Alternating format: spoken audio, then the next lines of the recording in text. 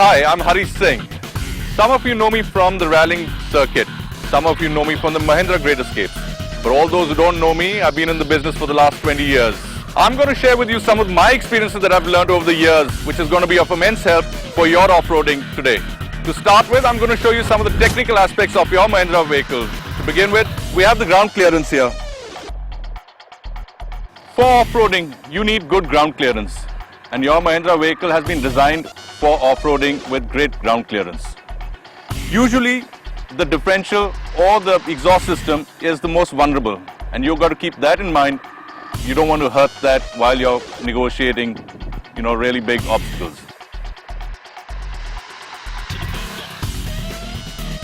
The section ahead of the front wheel of the car is called the overhang. The shorter the overhang, the steeper the angle. The steeper the angle, the more off-road capability your car has. Now let me show you the departure angle of the car. Come with me. Similar rules apply for the rear overhang. The shorter the overhang, the better the departure angle. Better the departure angle, better off-roading capabilities. Apart from the approach and the departure angles, we also have the ramp over angle, which is essentially the ability of the car to negotiate a hump between the two wheels without scraping its underbelly. I hope this session was helpful for you to understand your vehicle.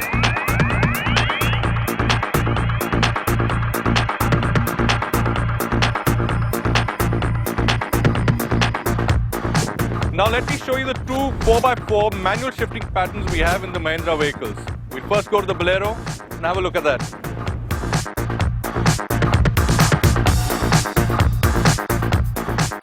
Right in front we have the 2H, which is the normal driving position. You pull it a notch towards yourself, you fall into 4 high.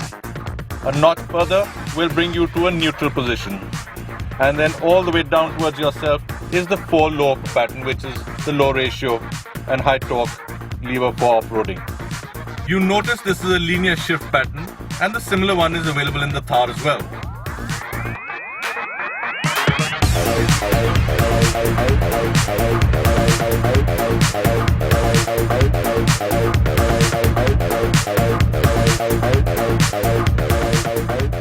Here we have the other manual 4x4 shifting option.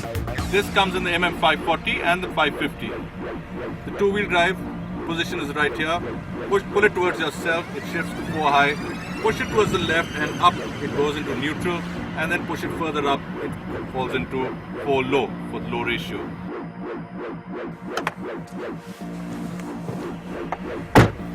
Mahindra vehicles come with 2 options for 4-wheel drives.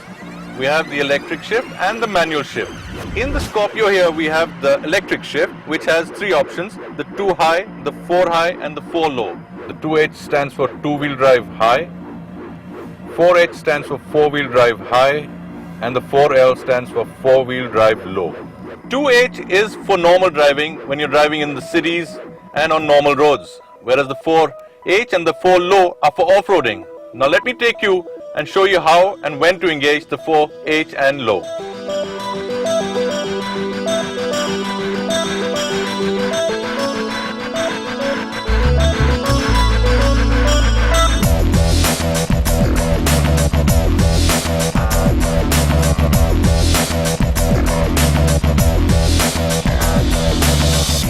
Well, we have a little grassy spot here, and we're on 2-wheel drive right now. But as we are getting into a little gradient, I'm going to get a little wheel spin here. And as you see that I'm not going much forward, getting a lot of wheel spin in 2-wheel drive, and I'm almost come to a stationary halt. This is where I'm going to shift into 4-wheel high, and this is where You watch how it pulls me out of this situation here. This is the beauty of four-wheel drive.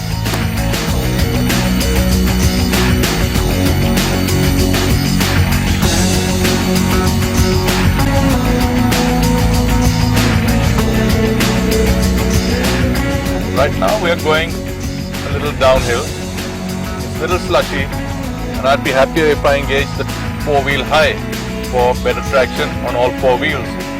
This will avoid a lot of wheel spin and make me feel a lot safer.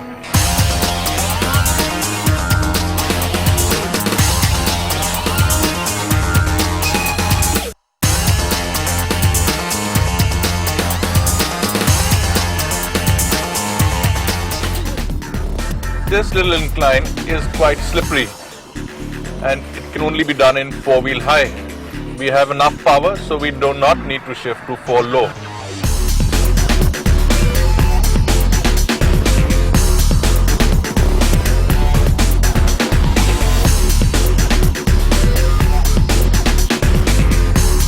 Now we have a situation here, we have this small little stream coming across. We've got slush. We have to decide as to what gears we got to go in. We have an option of four-wheel drive high with first gear or four-wheel drive low with second or third gear. Being slushy, I would opt for the low ratio gear with a second gear option and maybe even a third gear option with that, which will also help me with the speed and momentum to get through this. I've had a look at the stream, it's about a foot deep. I've done a recce on that. We're coming to a little stream with a lot of slush around it, a lot of slush inside as well, and the exit is pretty slushy as well. So I've opted for the 4x4 low and in second gear, which will give me, hopefully, enough traction, enough motion, and a little bit more speed to get out at the exit. There we go. That seemed pretty much the right choice.